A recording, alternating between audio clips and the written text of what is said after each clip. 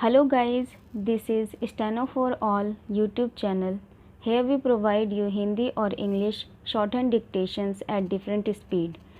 Today I am going to provide you English dictation at the speed of.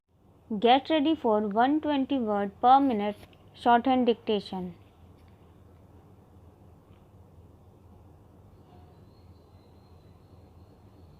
Start. 3 years ago, the Centre and the States of the Union of India struck a grand bargain, resulting in the launch of the Unified Goods and Services Tax (GST) era. The states gave up their right to collect sales tax and sundry taxes, and the centre gave up excise and services tax. The nationwide GST promised friction-less commerce across state borders, buoyant and leak-proof tax compliance, and removal of inefficiencies like the cascade of tax on tax. This historic grand bargain was the result of painstaking consensus building, which inter alia involved addressing the apprehension of states of revenue loss due to the GST. Abdication of responsibility. Their consent was secured by a promise of reimbursing any shortfall in tax revenues for a period of 5 years. This reimbursement was to be funded by a special cess called the GST compensation cess. The promised reimbursement was to fill the gap for an assured 14% year-on-year tax growth for 5 years, and it was generous to a fault. Neither the national aggregate nor any of the major states had this record for the previous 5 years. But that was not the only fault with the design, which had also failed to learn from the successful design of harmonizing value added tax VAT rates across the nation implemented just a decade ago. VAT was the precursor to GST and also needed a consensus. That design too had an inbuilt reimbursement formula, but that tapered over the years, making room for incentives for tax effort from the states sort of skin in the game. As the economy battles a pandemic and recession, the tax collection has dropped significantly while expenditure needs are sharply higher, especially at the front line of the battle at the state level. But it seems that the states have been told that they are on their own to meet the shortfall in revenues. Using an equivalent of the force majeure clause in commercial contracts, the center is abdicating its responsibility of making up for the shortfall in 14% growth in GST revenues to the states. The onus is on the center. This is wrong on many counts. First, the states do not have recourse to multiple options that the center has, such as issue of a sovereign bond in dollars or rupees, or a loan against public sector unit shares from the Reserve Bank of India. Second, the center can anyway command much lower rates of borrowing from the markets as compared to the states. Third, in terms of aggregate public sector borrowing, it does not matter for the debt markets nor the rating agencies whether it is the states or the center that is increasing their indebtedness. Fourth, fighting this recession through increased fiscal stimulus is basically the job of macroeconomic stabilization, which is the center's domain. Fifth, and most importantly, breaking this important promise using the alibi of the COVID 19 pandemic causes a serious dent in the trust built up between the center and states.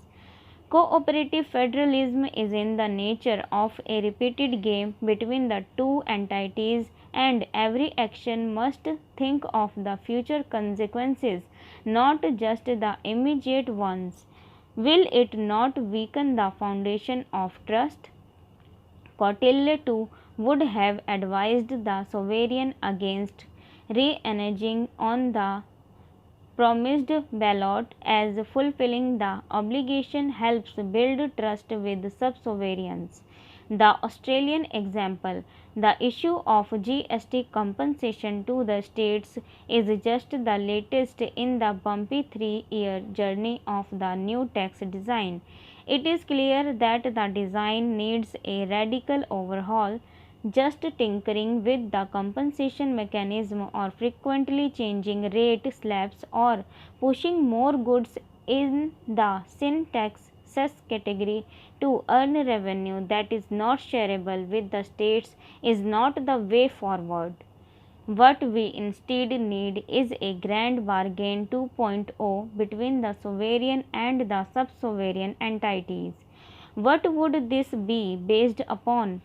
We have to go back to the first principles. GST is a destination based consumption tax which must include all goods and services with very few exceptions, such as food and medicine. That widening of the tax base itself will allow us to go back to the original recommendation of a standard rate of 12% to be fixed for at least a 5-year period.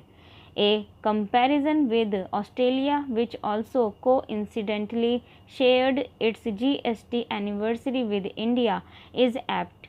For the past 2 decades, their GST rate has been constant at 10%. Of course, India's single rate of 12% has to cover petrol, diesel, electricity, transport, and real estate as well. Some extra elbow room for the states' revenue autonomy is obtained by allowing the states non-vatable surcharges on a small list of sin goods such as liquor, tobacco, polluting goods such as sport utility vehicles, and industrial fuels such as diesel, aviation turbine fuel, and coal.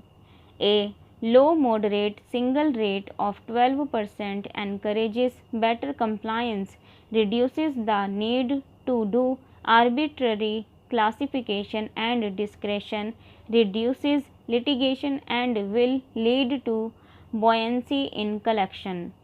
Incidentally, this redesign will scrupulously avoid the bogey of a revenue neutral rate RNR, which needlessly occupied the attention of lawmakers and officials. GST is a long term structural reform, while RNR is a short term and basically an elusive concept. In the long run, there are many changes in consumption patterns, production configurations, and locations which cannot be anticipated, and hence a static concept of R&R cannot be referenced. The commitment to a low and stable rate Australia and many other federal democracies is a must. Of course, the compensation come reimbursement incentive can remain, but more in the nature of what was done for VAT harmonization. Third tier of government. This new grand bargain must recognize the increasing importance of the third tier of government. Even after 28 years of the 73rd and 74th Amendments, the local governments do not have the promised transfer of funds, functions, and functionaries. These local bodies face increased responsibility of providing government services especially in view of increased urbanization and decentralization.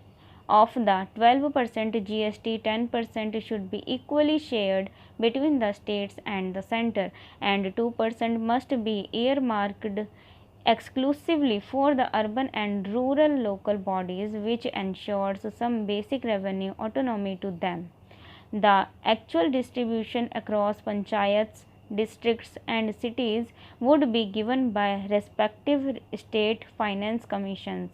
GST consumption tax paid by every citizen establishes a tighter link between the governed and the government. The quality of governance improves as also the tax base is better aligned with the responsibilities of various tiers of government. Other changes. This fresh approach also calls for an overhaul of the interstate GST and the administration of the e-way bill.